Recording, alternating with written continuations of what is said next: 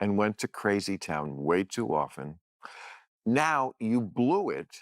You blew it. You blew it I did not, but go and lost ahead. everything. So Well, I have no one to champion and defend mhm. my issues, But democracy and I the would say all environment. of the wokeness that outraged you so much was Republican framing, was right-wing media framing. Oh That I mean, God, again, please, John, yes, that's I am not the telling you case. this. I No, am yes, that it's is the not case. framing. That is the case, Bill I Maher. do this for a living. Okay. But I don't know. Sometimes people say things that trigger me. Uh-huh. And of course, we just had the election, and I feel like my conscience is very clear. I warned everybody about Trump, and You did. then I warned them about what would get him reelected, which was stupid wokeness, which is what got him reelected. Bill Maher has never been afraid to challenge popular opinions, but his latest conversation with actor John Cryer quickly turned into one of his most uncomfortable interviews in recent memory. From the very beginning, it became clear that the two were looking at politics through completely different lenses.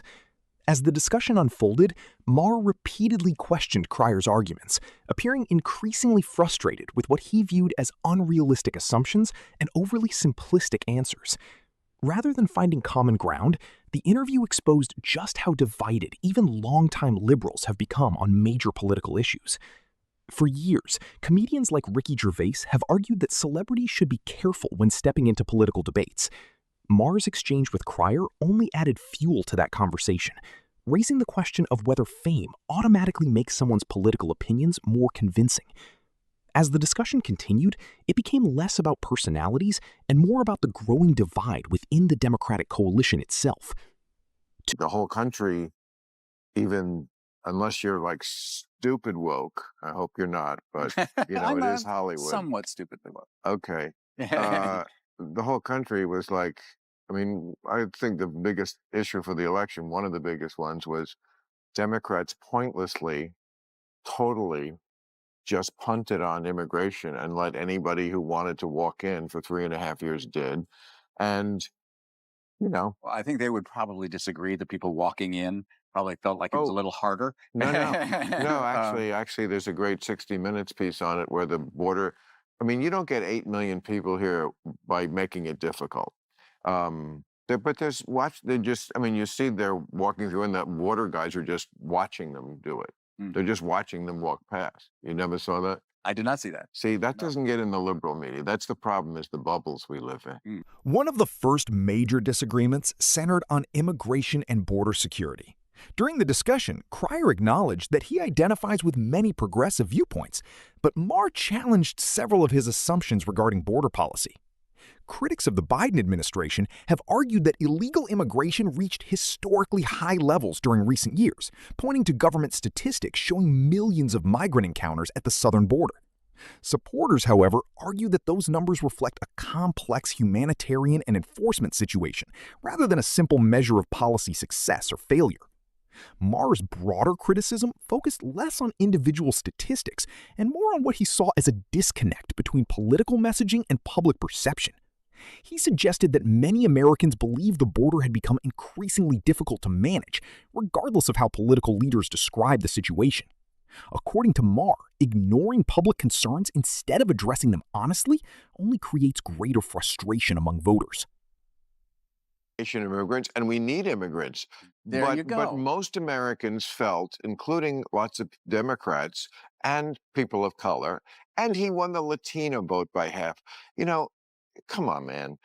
Like, at a certain point, everybody was around the idea that, okay, immigration, fine, but it has to be somewhat orderly. And not anyone who. Yes. And again, And asylum had a certain specific meaning, which yes. went up in the air. They overcorrected. You could be right. I don't know.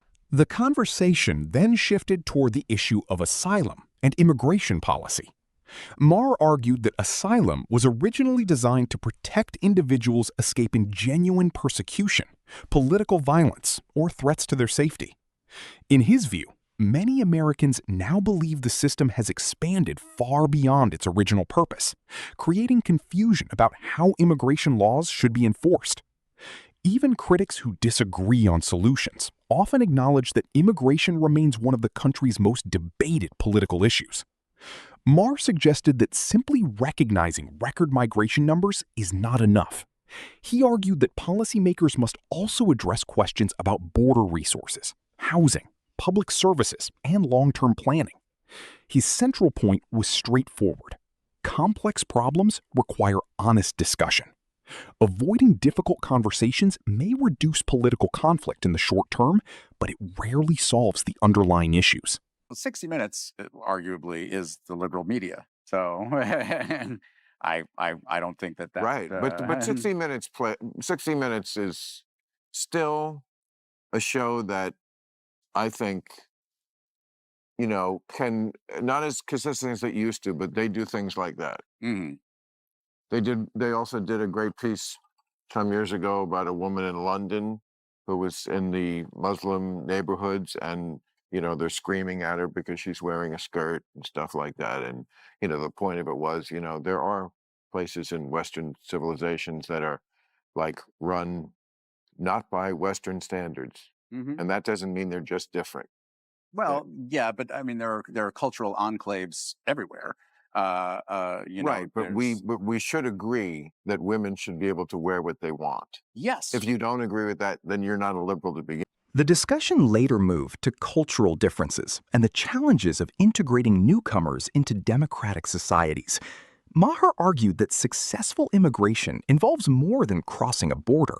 It also requires adapting to the legal principles, individual freedoms, and social values of the country people choose to join.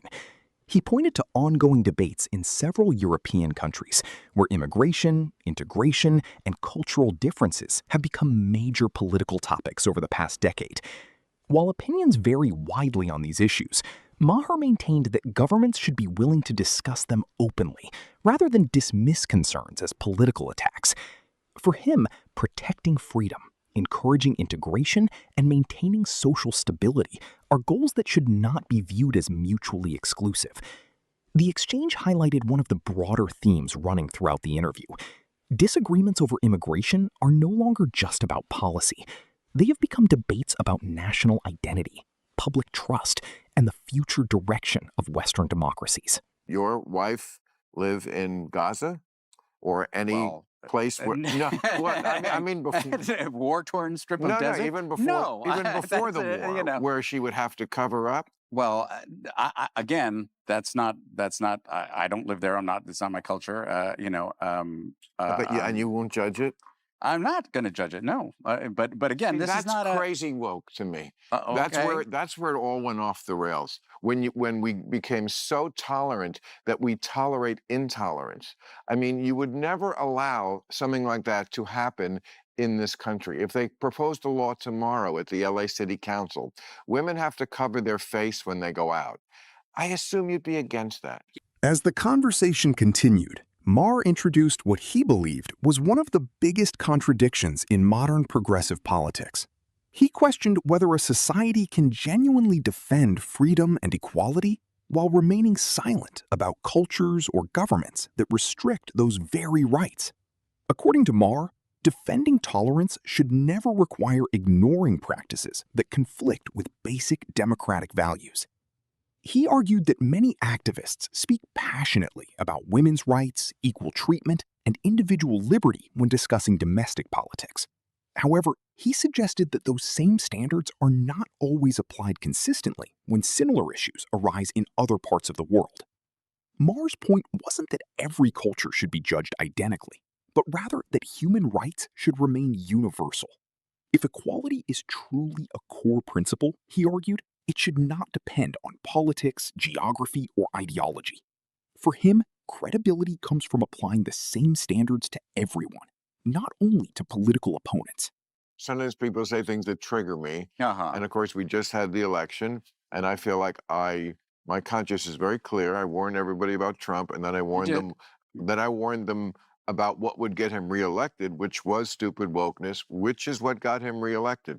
So I Um, feel my conscience is very clear that I told you and I told you and I told you, and I lost fans for it. Lots of the super woke that like I'm not woke enough for them. Yeah, but like I think I had it right. Like, that kind of stuff is what lost the election for the Democrats. It's in all Maybe part of it. I don't know. The discussion eventually broadened into the Democratic Party's overall political direction. Maher explained that for years he had publicly warned Democrats that many ordinary voters were becoming increasingly disconnected from the party's messaging. Rather than focusing on everyday concerns like inflation, public safety, education, and the economy, he believed too much attention had shifted toward cultural debates that many Americans viewed as secondary. Election results, he argued, reflected more than support for one candidate over another. They revealed growing frustration among voters who felt their priorities were no longer being heard. Maher suggested that many lifelong Democrats, independents, and moderate voters were looking for practical solutions instead of ideological battles.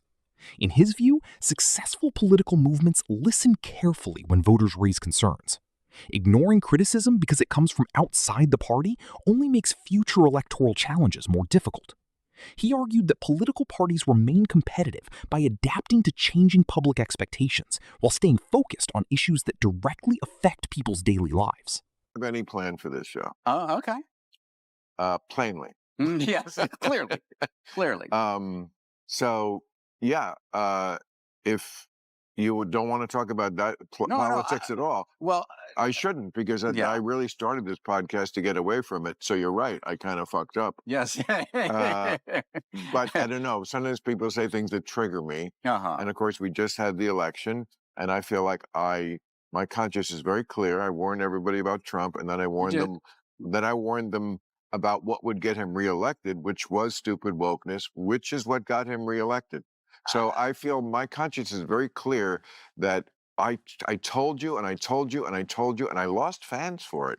You know, lots of the super woke that like I'm not woke enough for them. Yeah, but like I think I had it right. Like that kind of stuff is what lost the election for the Democrats. It's in all Maybe part of it. I don't know. I think a lot. they have polling on it. Well, I think it's inflation. I think Americans hate inflation. That certainly was They hate part of it. inflation, they hate riots, and they hate black women. They don't and they hate trans oh people. God, John, we're not Dude, gonna. they just spent hundreds of millions They of dollars don't hate demonizing black. trans people. And that is Oh, disgusting. Yeah, That we is- shouldn't talk politics. Okay, we shouldn't. We I mean, shouldn't. Later in the interview, the conversation turned toward identity politics and the reasons behind election outcomes. Maher challenged the idea that disappointing election results can always be explained by prejudice or discrimination. While acknowledging that racism and sexism still exist in society, he argued that voters also evaluate candidates based on leadership, communication skills, policy positions, and overall performance. According to Maher, reducing every political defeat to identity alone risks oversimplifying a much more complicated reality.